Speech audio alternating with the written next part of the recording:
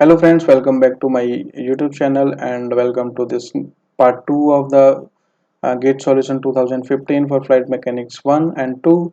So let's start. So in previous video we stopped at question number 17. Now let us discuss what is the question number 18 here. So if you read the question, the percentage change in the lift off distance for a 20% weight increase in aircraft weight is. So for that you should know what is the formula of lift off distance. So lift off distance, if you don't remember what is the formula for lift off distance, and if you only remember, SLO is basically proportional to W square.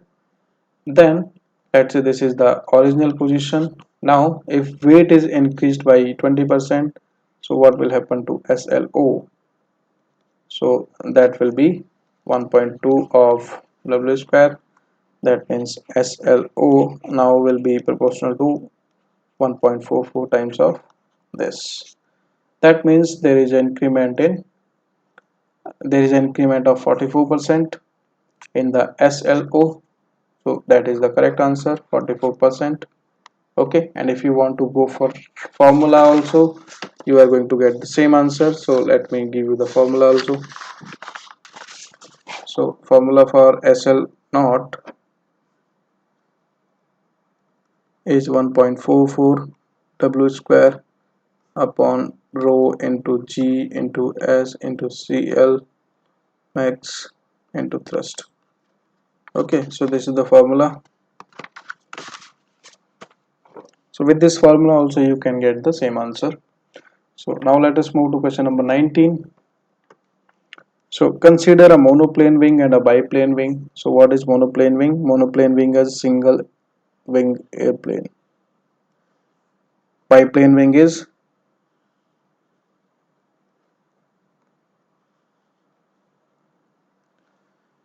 double wing airplane. Okay, with the identical airfoil sections, wingspan, incidence angles, everything remaining same. And if I compare the biplane experiences, higher lift and higher drag, higher lift and lower drag, lower lift and lower drag, lower lift and higher drag. So what should be the answer? So if I look at this, single wing means the lower surface area, because same wing with two copies means the higher surface area. And if you look at the formula, lift is equal to what? Half rho v square s into cl. So this s is going to play a big role here. So in biplane it is like having the higher lift. And if I compare the drag, so for drag also the surface area is the same parameter. So d is equal to what? Half rho v square s into cd. So here also surface area is playing the same role. So drag is also higher comparatively. So higher lift and higher drag are in option A. So option A is correct. Now next is question number 20. So a statically stable trimmed aircraft experiences a gust and the angle of attack reduces momentarily. As a result, the center of pressure of the aircraft. So what will happen to center of pressure of aircraft is asked in this question. A shift forward, there is a shift rearward, does not shift, coincide with neutral point. So which one is the correct here? So for that we need to understand the flight condition here. Airplane, let's say, was like this, which was flying at its trimmed position. This is the trimmed angle alpha. Okay, and because of sudden gust, let's say sudden gust is coming from this direction, so the angle is reduced so to some lower value. Let's say now it is here some other alpha which is less than alpha trim. Okay, so when it is going lower in alpha, so what happens to center of pressure? As we already know, when alpha is decreasing, so center of pressure will move in rear direction. Okay, so since it is a statically stable trimmed aircraft, so obviously because of static stability, it must go back to its original position, and when it is going back to its original process, uh, going to its original position, so in this process what is happening, again the alpha is increasing, and because of that increment in alpha there is a travel of cp in forward directions, so that is why answer A is correct, shifts forward. Next is question number 21. Consider a wing of elliptical planform with aspect ratio infinity. Its lift curve slope dcl by d alpha, which is also known as cl alpha. Okay, since aspect ratio is infinity, that means it is an infinite wing. Infinite wing means it is basically airfoil. Okay, and for airfoil, cl alpha is what? It is 2 pi per radian. Okay, so 6.28 per radian is answer for CL alpha. Next question is question number 32.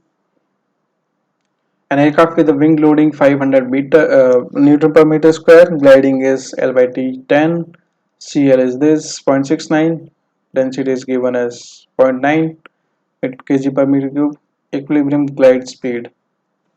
So I know that tan theta is equal to 1 upon L by D for a gliding flight, so 1 upon 10, which gives me theta is equal to tan inverse zero point 0.1, which is equal to 5.71 degrees. Okay, so this is the gliding angle, and I also know that L is equal to W cos theta in gliding flight. So W cos theta is half rho V square S into CL. So from this I can get V square, which is twice of W cos theta. This S comes here, then density into CL. Okay, so if I remove this square from here, and then it will be under root like this, and then I'll get twice of 500 because W by S is 500, then cos 5.71 divided by surface, so not surface, density is 0.9, CL is 0.69, and if I calculate it, it gives me the value here, and which is equal to 40 meter per second. So equilibrium glide speed in meter per second is 40 is the answer. Then question number 45. So determine the correctness or otherwise the following assertion and reason. So assertion is the aircraft directional static stability can be improved by moving the vertical tail rearward. Reason is given as moving the vertical tail rearward increases the moment arm from the tail aerodynamic center of the aircraft of the gravity center of gravity. So first we need to understand what is the position here. So let's say this is the flight, this is the airplane. I am drawing it here as like the top view. Okay, where this is the vertical tail. Okay, this is the wing, this is the CG location, this is the aerodynamic center of the vertical tail here. This distance is called tail momentum and is denoted by L. Okay, now let us assume that if there is any deflection in the rudder, which is the vertical tail, either in this side or in this side, so accordingly when it is this side there will be a side force on the that side. If deflection is like this, there will be a side force on this side. In both the cases, either yaw will be in this direction or in this direction. Okay, so if it is a statically stable airplane, so obviously in any of the condition it will try to come back to its original flight path by just creating the counter movement, counter yawing movement. Okay, and if let's say there is a magnitude of this lift side force which is fixed at 10 newton, and if I increase the value of LT, so obviously that restoring yawing moment with the increment in LT is going to be more for the same value of same value of lift. So that is why if I increase the tail movement arm, or if that will be increased only when I shift this tail to some other further rear position, okay, somewhere here. Okay, that is only possible in the previously designed, not after the airplane is in flight. Okay, so if I increase the LT, so obviously the restoring yawing movement is also going to be more. So that is why A is also true, R is also true, and R is the correct reason for A. So answer is A. Next question is question number 50, which is the last question of this uh, paper. So from flight mechanics, for a level flight at cruise altitude of CD is equal to this, CD naught is this. If it is now climbing at 30 degree at the same altitude and speed, what is the value of CD? This is the CD in cruise condition. We need to find out CD in climbing position. Okay, climbing position means it is 30 degree here, where this is the lift force, this is the thrust force, this is velocity from this side, this is the drag, this is the weight, this angle is again 30. Okay, now I know that lift is equal to W cos theta.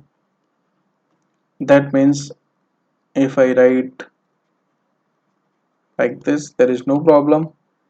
I can write it like this also, cos squared theta. Okay, and I know that CDI is CL square.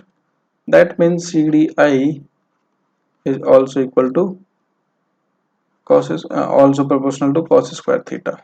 Okay, so this CDI basically will give me this relation CDI nu is equal to CDI cruise into cos square theta. Okay, so with this relation I can get the value of CDI and eventually the value of CD. Okay, so what is old CDI? CD naught is known, CD is known. So what is the equation of CD? CD is equal to CD naught plus CDI. This is for cruise condition I am saying here. So CDI for cruise will be CD minus CD naught, and CD is 0.018, CD naught is 0.015. So answer here is 0.003. So this is CDI. So what will be CDI new, or the CDI for climb? 0.003 multiplied with cos square 30. From here, if I put the values here of the cos square 30 and multiply with this, so I get 0.00225. So this is CDI, the new CDI. Now new CD will be, this is, let's say CD for climb is CD naught plus CDI new. CD naught is what, 0.015, because CD naught does not change. It is basically a constant quantity because it is independent of any aerodynamic changes because of the flight path change. It's basically called parasite drag, which is because of the shape and size and design, and because of the interference and all other factors which are other than this lift. So this is considered as constant. So this is 0.015 with this 0.00225. and if I add this I'll get 0.01725 is the answer for CD. Okay, so in terms of in the multiple of 10 to minus 3 you can easily write it here. Okay, so this was question number 50, was the last question of this paper. Okay, so I hope you understood each and everything I have explained in this video, and if you like the video please share it with your friends who are pursuing aerospace engineering and the students from second and third year who are aspiring for GATE aerospace exam. Okay, so it will be very helpful for all of them, and please watch part 1 as well as part 2 together so that you can get a better idea of the problems. So with this I'll stop this video. Thank you very much all of you, and take care.